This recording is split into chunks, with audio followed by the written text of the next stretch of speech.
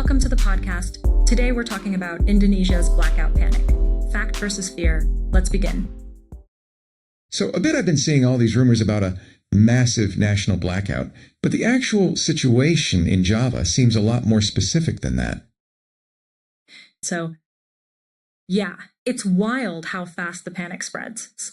The reality is there's no national coal shortage. The government actually allocated way more coal than PLN needs annually. Right, like 180 million tons allocated against a 154 million ton requirement. So where's the problem coming from?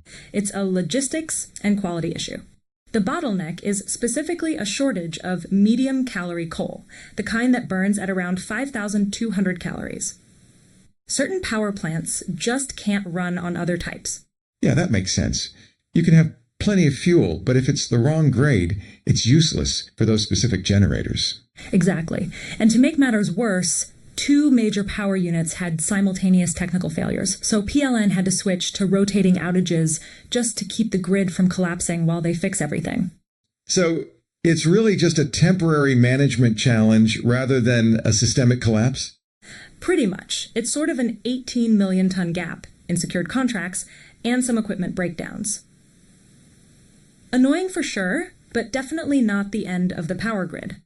Right. But that's exactly what people are missing. Social media is blowing up with this timeline, predicting a total national blackout for 7 days straight. Yeah, I've seen that. It's actually a misinterpretation of a worst-case scenario discussion by a former BSSN deputy. Cybersecurity experts have already called that 7-day shutdown highly unrealistic. So there's no way a cyber attack or a little systemic failure could actually flip a switch and shut everything down at once. Not at all. Indonesia doesn't have a national on-off switch. Critical systems like the power grid, banks, water, and transport all run on separate, decentralized networks. That's a huge relief. But what if those digital networks do get compromised? Is there any backup? There is. Every piece of critical infrastructure has manual overrides. Even if the digital side goes dark, humans can physically restart the systems. So the real danger isn't the lights going out, it's just the panic spreading online? Exactly. The infrastructure is resilient, but the misinformation is moving way faster than the facts or something. Yeah, right. And that's what's actually causing problems on the ground. People are rushing out to buy water, candles, and generators, which is creating artificial shortages. Right, and it's not just random fear. Social media algorithms are basically designed to push that kind of content because fear drives engagement. Wait, what? False information spreads about 70% faster than factual news. So the platforms are literally amplifying the panic? Pretty much. It creates this infodemic loop where the scariest stories get the most visibility. And once that fear takes hold, correcting the record is way harder than spreading the initial rumor. Makes sense. So what should people actually be looking for to spot these hoaxes? Watch out for vague phrases like internal leaks, secret sources, or claims that the government is hiding something. Those are classic hoax markers. If it sounds dramatic but has no verifiable source, it's probably just fear-mongering. That's helpful, but honestly, even after all this clarification, there are still some pretty big gaps in what we know. Yeah, like when these power units in Java will actually be fixed. Nobody's given a concrete timeline for the repairs, so it's hard to say how long the rolling blackouts, I think, will last. Right, and there's that 18 million metric ton gap in coal contracts. We know PLN needs to bridge it, but how they're going to do that isn't really clear. Exactly. And it's not just about right now.